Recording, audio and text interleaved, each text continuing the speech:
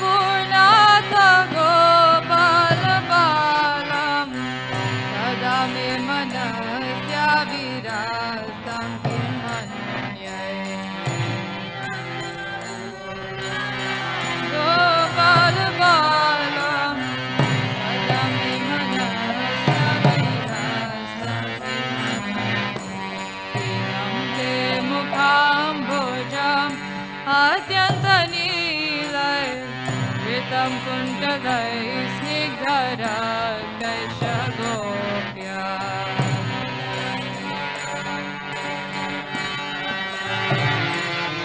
Ritam kuntalay snigdhara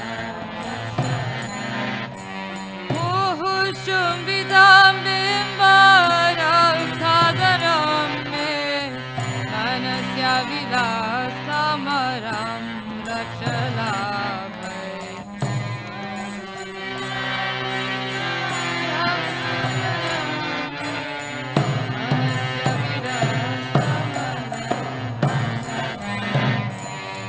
Namo Deva Damodarananta Vishnu Prasidha Prabhu Dukha Jala Vimagna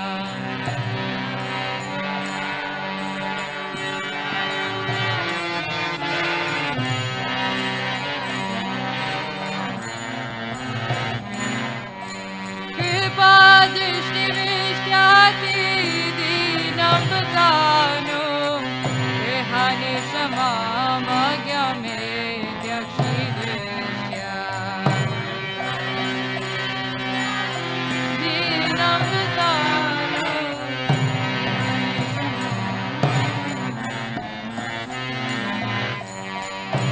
Viratmajo Bandha Mutyavayadvat Muchito bhakti bhaja vidaya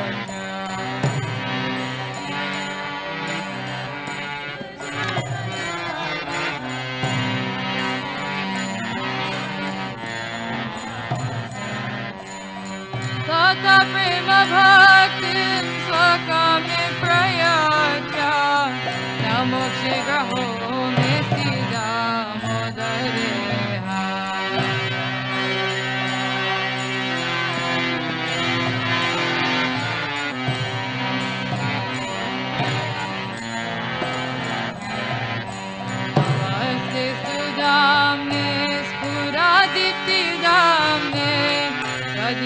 Yodharayatha Vishwasadamne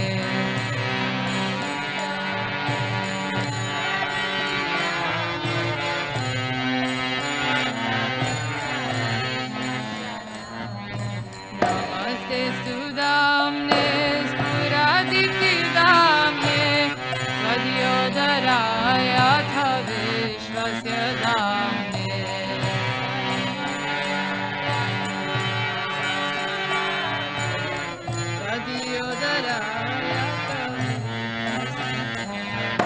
Namo Radhikaya Tvadiya Priyaya Namo Nantadilaya Devaya Tuya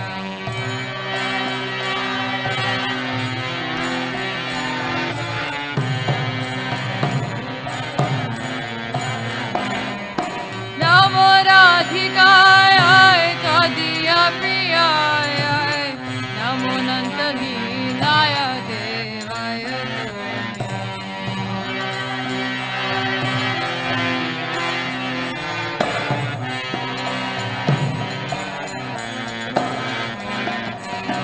Namamishwaram Sachidanandarupam Dasatkundalam Gokule Brajamanam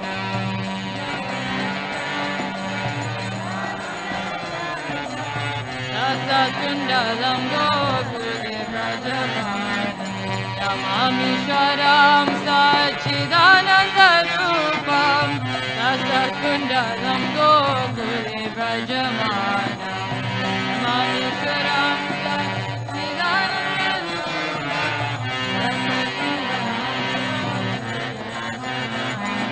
Yashodabhyo Lokana Davamanam Param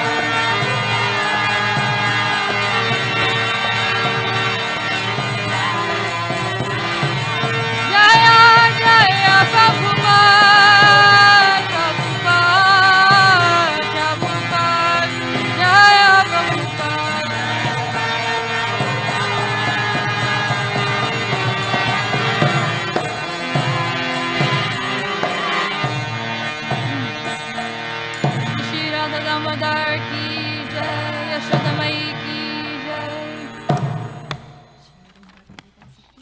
To the Supreme Controller, who possesses an eternal form of blissful knowledge, whose glistening earrings swing to and fro, who manifested himself in Gokula, who stole the butter that the gopis kept hanging from the rafters of their storerooms, and who then quickly jumped up and ran in retreat in fear of Mother Yashoda, but was ultimately caught. To that Supreme Lord Sri Damodar, I offer my humble obeisances. Upon seeing his mother's whipping stick, he cried and rubbed his eyes again and again with his 2 lotus hands. His eyes were fearful and his breathing quick, and as Mother Yashoda bound his belly with ropes, he shivered in fright, and his pearl necklace shook. To this Supreme Lord Sri Damodar, who is bound with his devotees' love, I offer my humble obeisances. Those super excellent times, O Lord Sri Krishna's baby who drowned the inhabitants, O Gokula in pools of ecstasy, to the devotees who are attracted only to his majestic aspects of Narayana in Vaikuntha, the Lord herein reveals, I am conquered and overwhelmed by pure love and devotion. To the Supreme Lord Damodara, my obeisances hundreds and hundreds of times. O Lord, although you are able to give all kinds of benedictions, I do not pray to you for liberation, nor eternal life in Vaikuntha, nor any other boon. My only prayer is that your childhood pastimes may constantly appear in my mind. O Lord, I do not even want to know your feature as Paramatma. I simply wish that your childhood pastimes may ever be enacted in my heart. O Lord, the cheeks of your blackish lotus face, which is encircled by locks of curling hair, have become reddened like bimba fruit due to Mother Yasoda's kisses. What more can I describe than this? Millions of opulences are of no use to me, but may this vision constantly remain in my mind.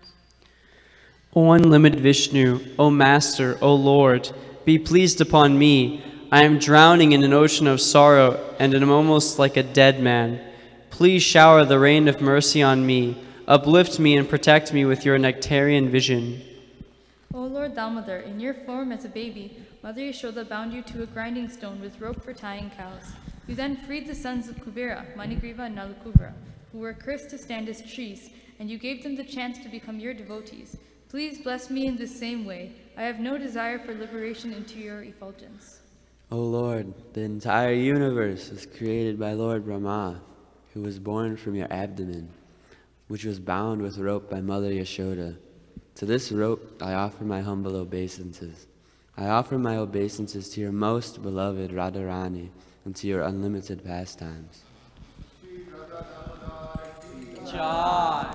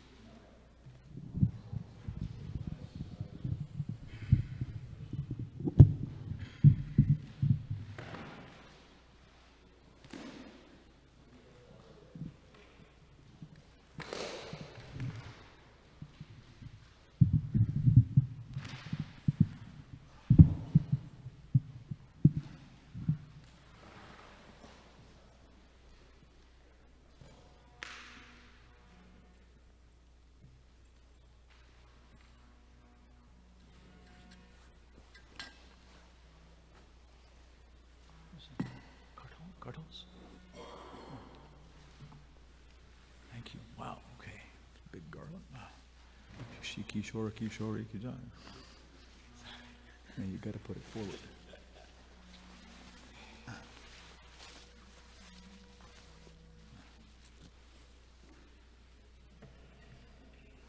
Jaya Radha Madhava Kunja Bihari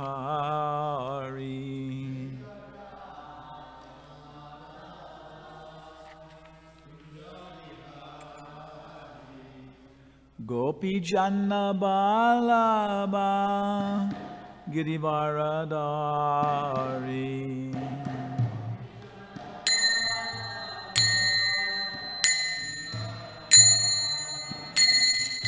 Gopi Janna Balaba Girivaradari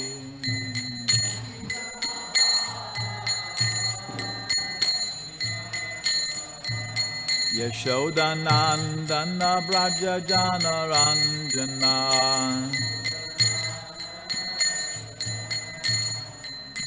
Jamuna Tira Vanachari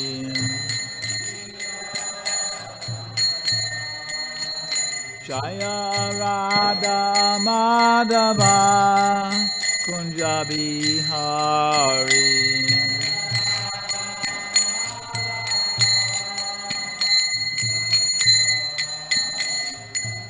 Gopijana Balaba Girivaradari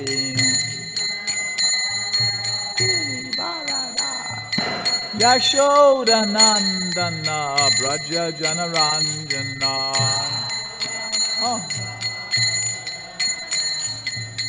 Jamuna Tira Banachari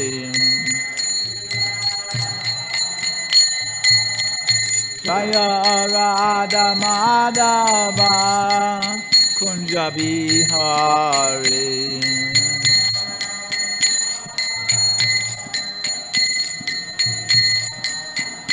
Jaya Radha Madhava Kunja Bihari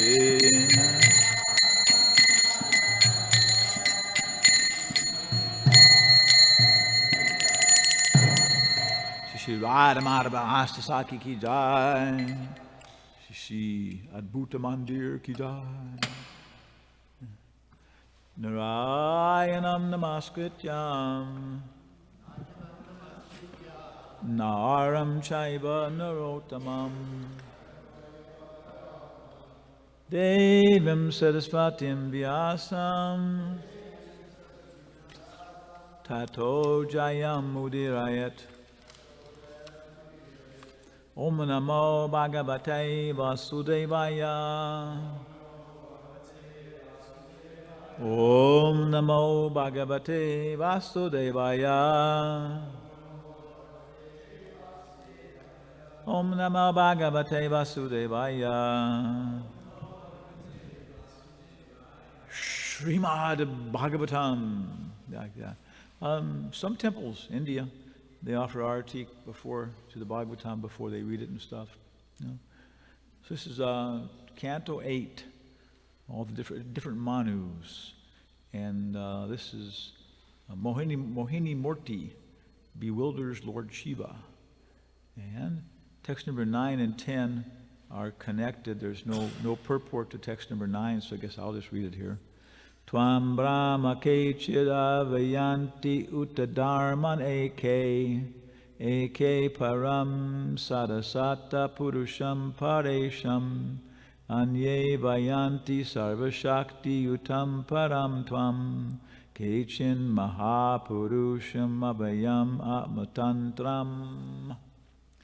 Atmatantram. Lord Shiva says, those who are known as the impersonalist Vedantists regard you as the impersonal Brahman.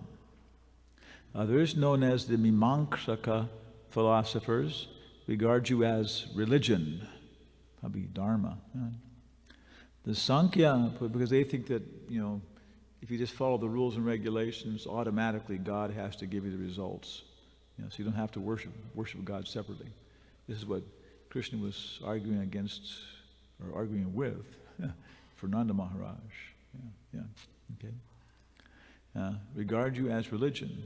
The Sankhya philosophers regard you as the transcendental person who is beyond Prakriti and Purusha, and who is the controller of even the demigods. Okay, this is like, I guess, the Sankhya followers who are following Lord Kapila, right? Devahuti Putra. There's another Kapila, which is mentioned a lot, who's Anishwara Kapila, the atheist, Anishwara. And he was supposed to have occurred like 50 BC or something. And a lot of what Western scholars and philosophers consider Sankhya, they take from him. Okay. The followers of the codes of devotional service, known as the Pancharatras, which is us, regard you as being endowed with 9 different potencies. And the Patanjali philosophers, okay, the followers of Patanjali Muni, which comes down as all the Hatha Yoga and all these things, regard you as the supreme independent personality of Godhead, who has no equal or superior. Okay, yeah. Now these are what? These are the Sad Darshan. You know these Sad Darshan? You heard this? No. It'll keep showing up again and again in Prabhupada's books. And somehow or other, they consider that in Indian philosophy there's 6 major viewpoints, darshans, like that, you know. And one is, Vedanta, another one is yoga, another one is Mimamsa, and then ours, which is Vedanta or whatever, you know, like that. Maybe some mixture here. And Prabhupada talks about them.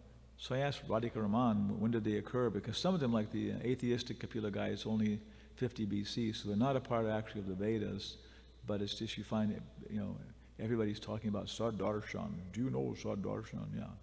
So Prabhupada mentions them like that, Okay. So here she was describing these. Okay. Then he says, Naham paraya rishayo namarichi mukya.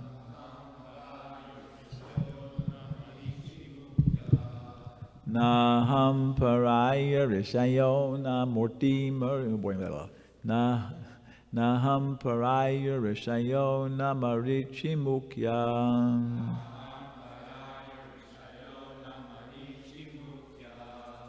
Jananti yad virachitam kalu sattva sarga.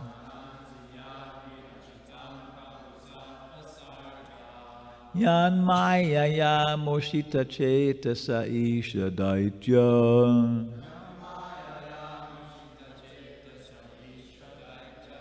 Marta daya kemuta sashvada badra vritta.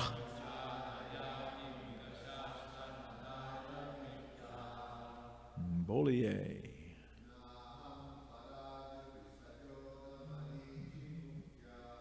Naham paraya rishayo namarichi mukya.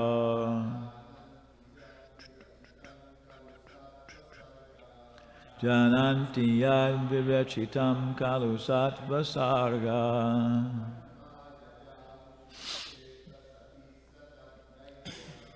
Yan maya ya morsita chetasa isha daitya. Marcha daya kemuta sashvada bhadra vritta.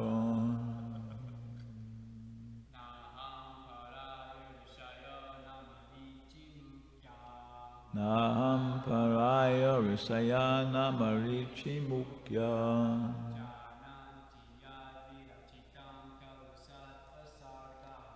Jananti yad virachitam kalu sattva sarga.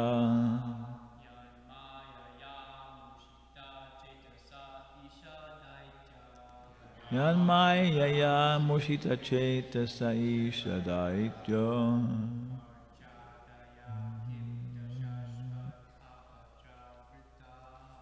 Marchadaya kemuta sharshvara bhadra vritta.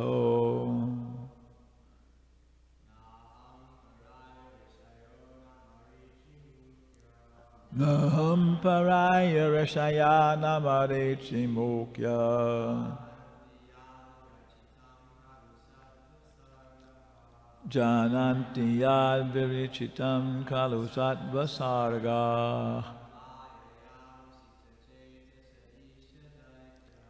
Yan maya ya mushita chetasa isha daitya.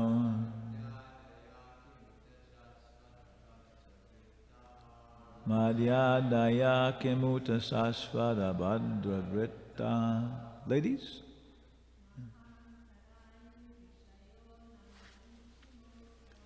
Naham paraya rishayo namarichi mukya.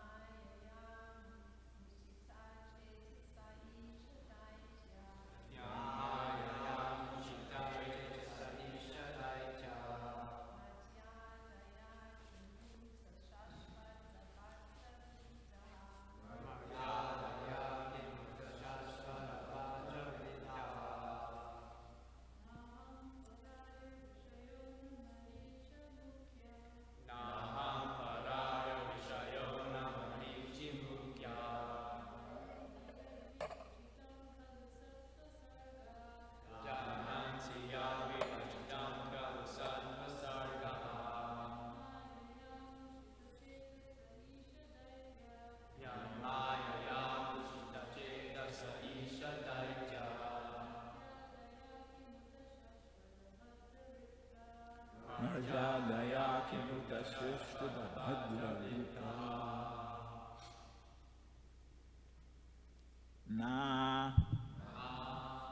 Neither.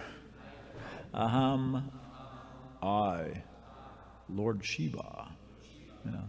Para ayahu, that personality who lives for millions and millions of years. Lord Brahma. Ah, so here's another name for Lord Brahma. Para ayahu, like Ayurveda. Ayurveda, yeah. Ayur means longevity. Rishayaha, the 7 rishis of the 7 planets. Na, nor. Marichi Mukyaha, headed by Marichi Rishi. Janati, no. Yat, by whom the Supreme Lord, Vidachitam, this universe which has been created, Kalu, indeed, Sattva Sargaha, although born in the mode of material goodness, Yat Mayaya, by the influence of whose energy, Mushita Chetasaha, their hearts are bewildered. Isha, O my Lord. Daitya, this is demons. Marcha Adayaha, the human beings and others. Kim Uta, what to speak of? Sashvat, always. Abhadravritaha, influenced by the base qualities of material nature. O my Lord, I, who am considered the best of the demigods, and Lord Brahma, and the great rishis, headed by Marichi, are born of the mode of goodness. Nonetheless, we are bewildered by your illusory energy and cannot understand what this creation is. Aside from us, what is to be said of others, like the demons and human beings, who are in the base modes of material nature? Rajagun, Tamagun. How will they know you? Okay, yeah, it's a pretty good comment. Lord Shiva is saying that he's the mode of goodness, great personality, and they can't figure out who you are. It's a very common statement by Brahma, by everybody, again and again. Okay, yeah. Purport. Now, this kind of continues on from the previous verse, which is talking about all these different philosophers. Factually speaking, even those who are situated in the material mode of goodness cannot understand the position of the Supreme Personality of Godhead. What then is to be said of those who are situated in Rajagun and tamagun, the base qualities of material nature. How can we even imagine the Supreme Personality of Godhead? There are so many philosophers trying to understand the absolute truth, right? Because if we don't have the absolute truth, we say, oh, this is true, but well, it depends on this. And if that's not true, then this is not true, and it'll be like that. Well, okay, we got this, but it depends on that. If that's like this, it'll be like that. We're trying to find something which is not dependent upon something, which is dependent upon something which may not happen. Okay? Yeah. Yeah, where is it here? Okay, yeah. But since they are situated in the base qualities of material nature and are addicted to so many bad habits like drinking, meat eating, illicit sex, and gambling, how can they conceive of the Supreme Personality of Godhead? For them, it is impossible. Imagine Prabhupada dictating this like that. Yeah. What is? I guess I don't know if they still have the tapes or not. For the present day, the Pancharatrika Vidi, as enunciated by Narada Muni, is the only hope. So you know this? You're already on the 8th canto, so you should know all these things, right? You've already read 7 cantos. Pancharatrika Vidi? Yeah, no. Narada Muni, I think it's Ratri means night. So during 5 nights, Narada Muni, Lord Narayan spoke this to Narada Muni or something, you know. And there he describes the whole process of deity worship and how to understand God. I think he describes the goal and everything else like that, but he's especially describing the process. And then Sanatana Goswami takes this and makes it into modern, practical thing in a book, Hari Bhakti Vilas, like that, so on, yeah. And so all of our deity worship and our festivals and tilak, all this stuff comes from the Hari Bhakti Vilas, like that, yeah. So we don't follow the Vedic system of worshiping the deities and this kind of thing. It's very sophisticated, But we follow this other process, the Pancharatriki system, yeah. Okay, and that's the only possible. For the present day, the Pancharatriki Vidi, as enunciated by Narada Muni, is the only hope. Okay, so forget Patanjali, forget the Mimamsa philosophers. Srila Rupa Goswami, therefore, has quoted the following verse from the Brahma Yamala. Shruti Smriti Puranadi Pancharatra Vidim Vina at Aikantiki Harer Bhaktir Utpattayaiva Kalpate. Translation. Devotional service of the Lord that ignores the authorized Vedic literatures like the Upanishads, Puranas, and Narada Pancharatra is simply an unnecessary disturbance in society. Bhakti-rasamrita Sindhu 1.2.101. Those who are very advanced in knowledge and are situated in the mode of goodness follow the Vedic instructions of Shruti and Smriti. Wow, those who are very much advanced in knowledge. And other religious scriptures, including the Pancharatriki Vidi. Without understanding the Supreme Personality of Godhead in this way, one only creates a disturbance. In this Kali Yuga, in this age of Kali, so many gurus have sprung up, okay? And because they do not refer to the Shruti, Smriti, Puranadi, Pancharatrika Vidi, they are creating a great disturbance in the world in regard to understanding the absolute truth. However, those who follow the Pancharatrika Vidi under the guidance of a proper spiritual master can understand the absolute truth.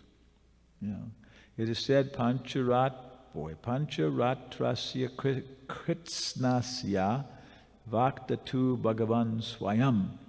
The Pancharatra system is spoken by the Supreme Personality of Godhead, just like Bhagavad Gita. Vasudeva Sharana Vidur Anjasaiva. The truth can be understood only by one who has taken shelter of the lotus feet of Vasudev. What does Vasudev mean?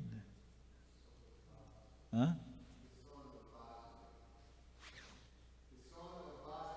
Okay. What does Vasudev mean then? Yeah.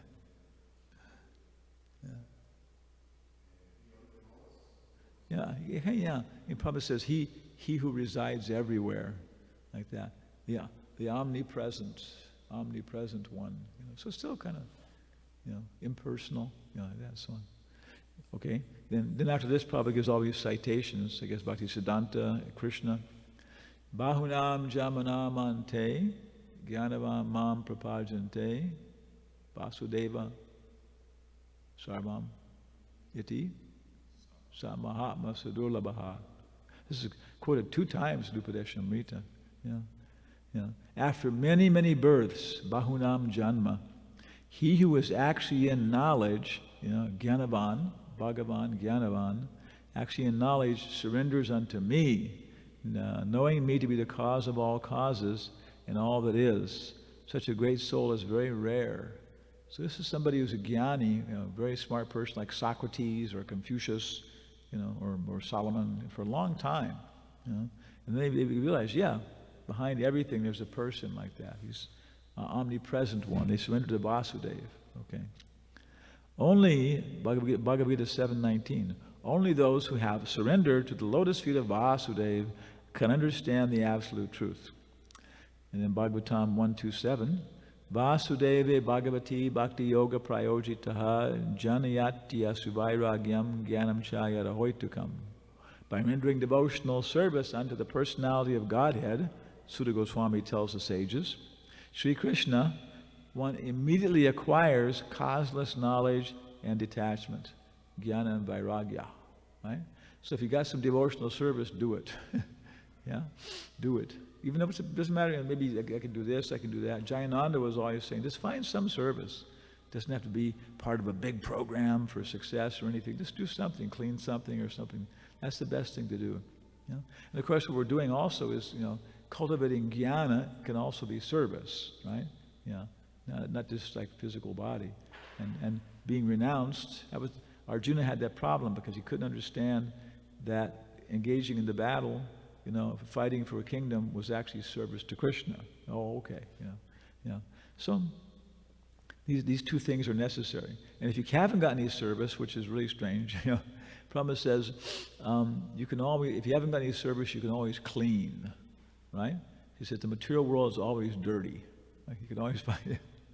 You can go out in the street, clean the sidewalk, head on up to the street there, These Hare Krishnas, they're cleaning fools, like that.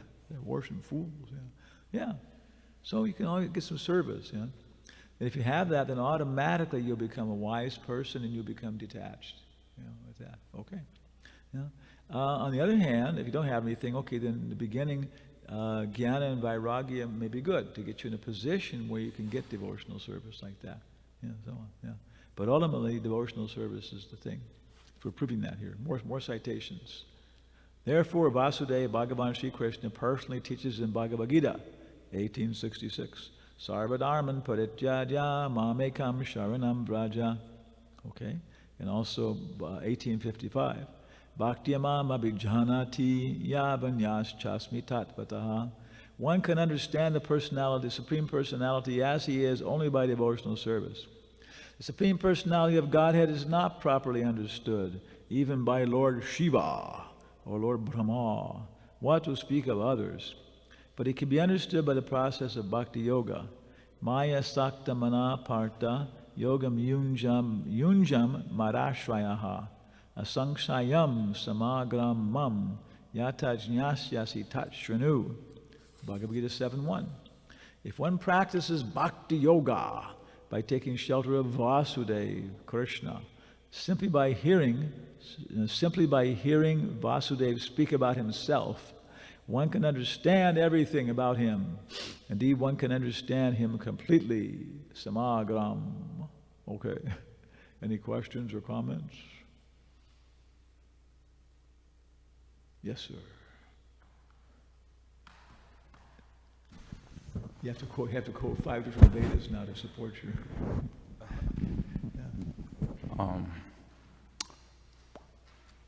Forgive me if I can't formulate it properly, because that's half the problem. No, if you state the question properly, usually the answer is obvious.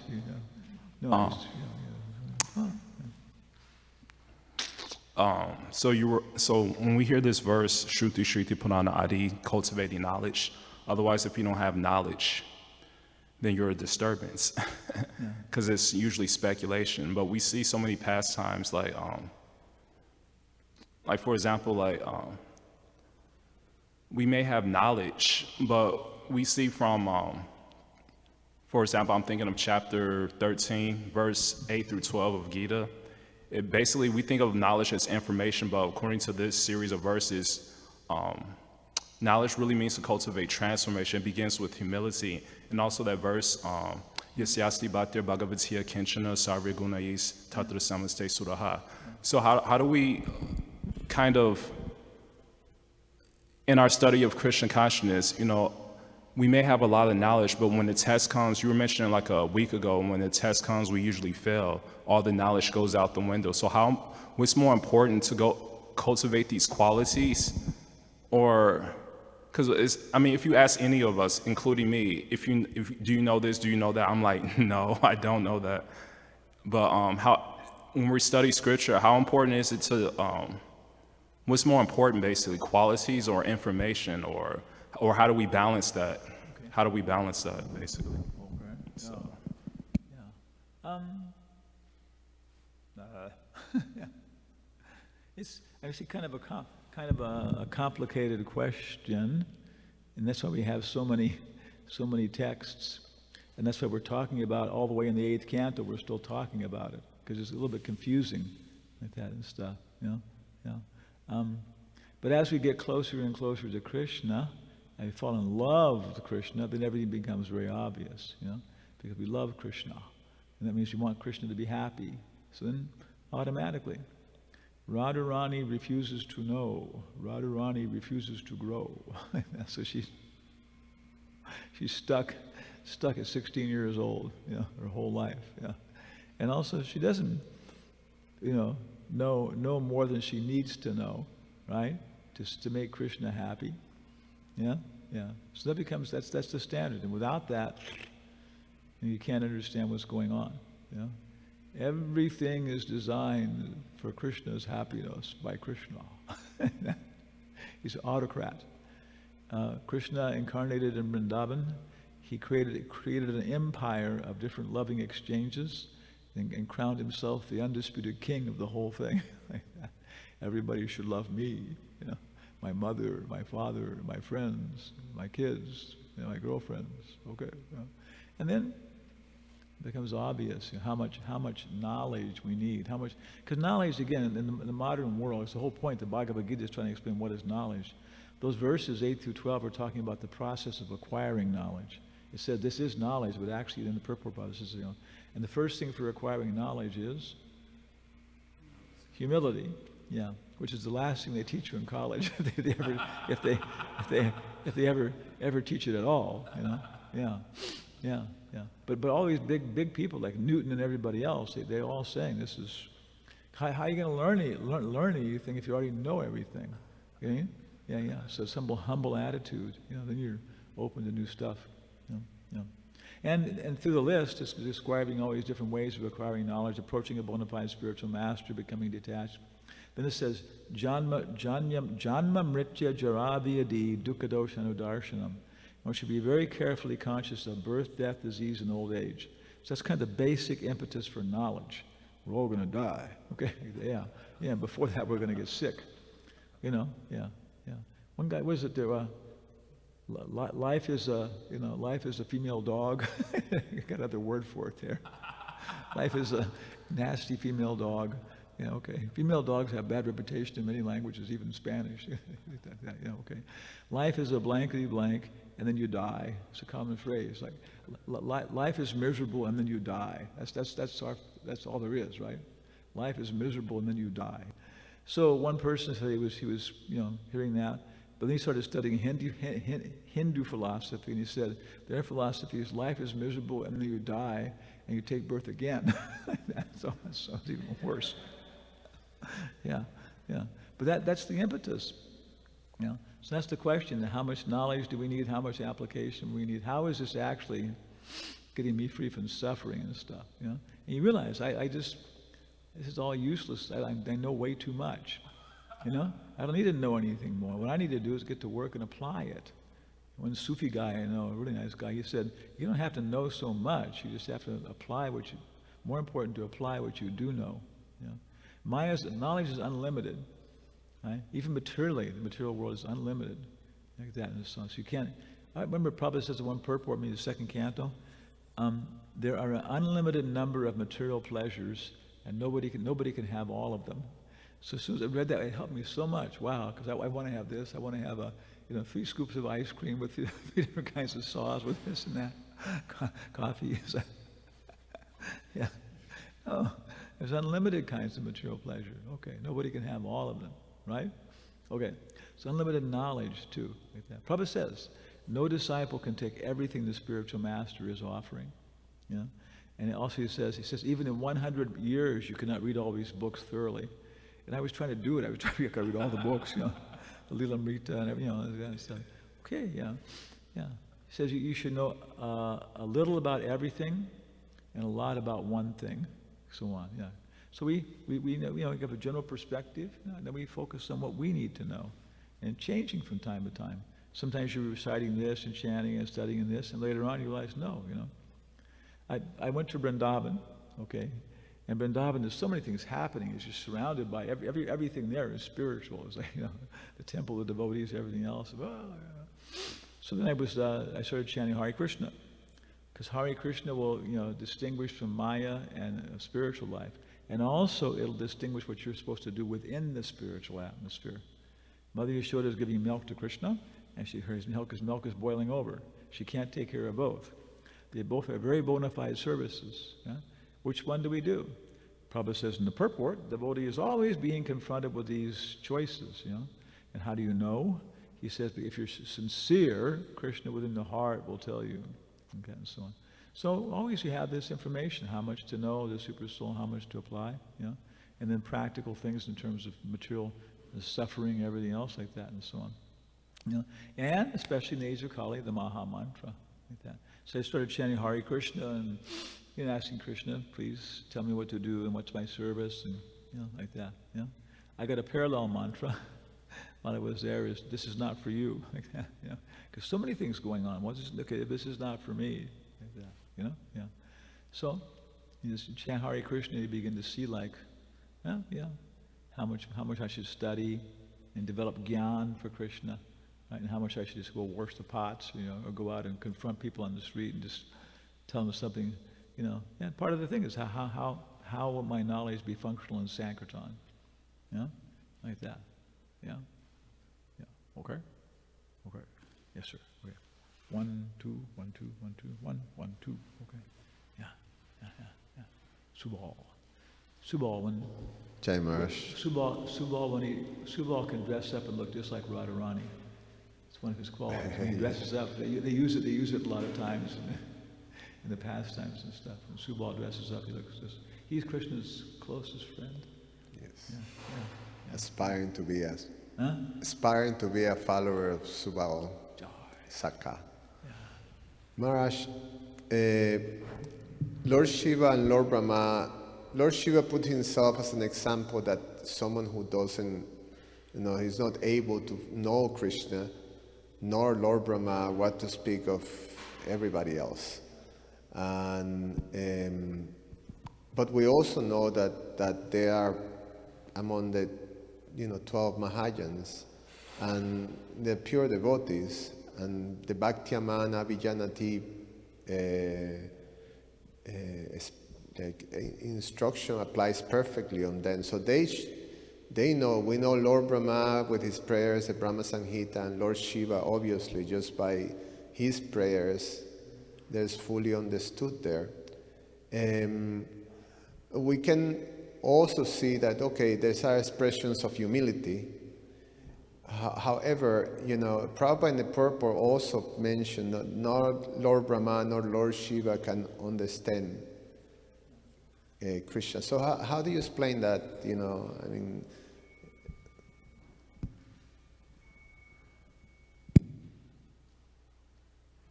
Well, actually, he's saying here it's even worse, because he says here, bewildered by your illusory energy, I and the rishis headed by so bewildered by your illusory energy, oh my Lord, are born of the mode of goodness. Nonetheless, we cannot understand what is this creation. They can't even understand what is the creation, what to speak of talking about Krishna like that, and so on. You know? I think in some degrees, it means that, you know, actually that verse, what is it, Narada Shambhu? What's that verse?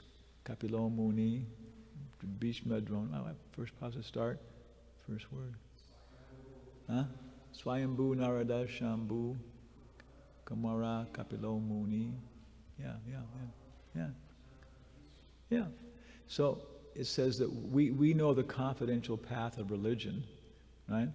So it doesn't mean that they know everything about Krishna or even about the material nature, but they know the path of which, you know, was it go with Savai Pumsam Paro Dharmo Yato Bhakti Radhoksaje Ahoituki Apati. Yeah, the whole purpose of Dharma for a human being is to come to the point of rendering unmotivated, uninterrupted service. Yeah, so that's what they know, you know, in varying degrees, right? Yeah. But you don't have to know Krishna perfectly.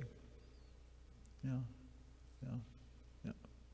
Again, somebody asked Prabhupada, will the Christians go back to Godhead? And he said, yes, if they're following Jesus Christ's instructions.